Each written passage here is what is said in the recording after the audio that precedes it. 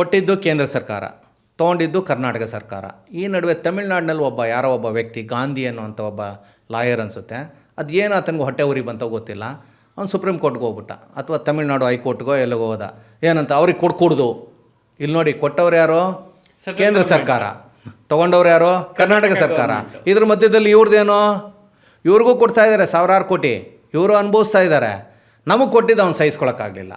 ಅವ ಹೋಗ್ಬಿಟ್ಟಿಲ್ಲ, ಇವ್ರು ಕೊಟ್ಕೊಡ್ದು, ಇವ್ರದ್ದು ಶಾಸ್ತ್ರೀಯ ಸ್ಥಾನಮಾನ ಇಲ್ಲ.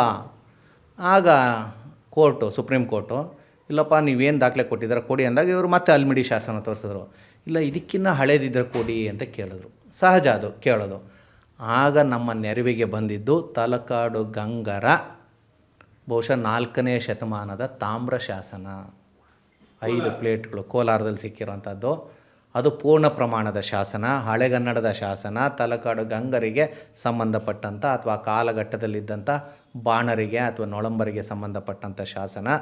ಅದನ್ನು ತೊಗೊಂಡಿಗೆ ಕೊಟ್ಟಾಗ ಹೌದು, ನಿಮ್ಮ ಭಾಷೆಯೂ ಕೂಡ ಪುರಾತನವಾದಂಥ ಭಾಷೆ, ಹೀಗಾಗಿ ಆ ಅರ್ಜಿನ ಹೊಡೆದು ಬಿಸಾಕಿ ಈ ಕನ್ನಡಿಗರ ಮಾನ್ಯತೆಯನ್ನು ಮುಂದುವರಿಸಿ ಅಂತೇಳಿ ಸುಪ್ರೀಂ ಕೋರ್ಟು ಒಂದು ಜಡ್ಜ್ಮೆಂಟನ್ನು ಕೊಡ್ತು.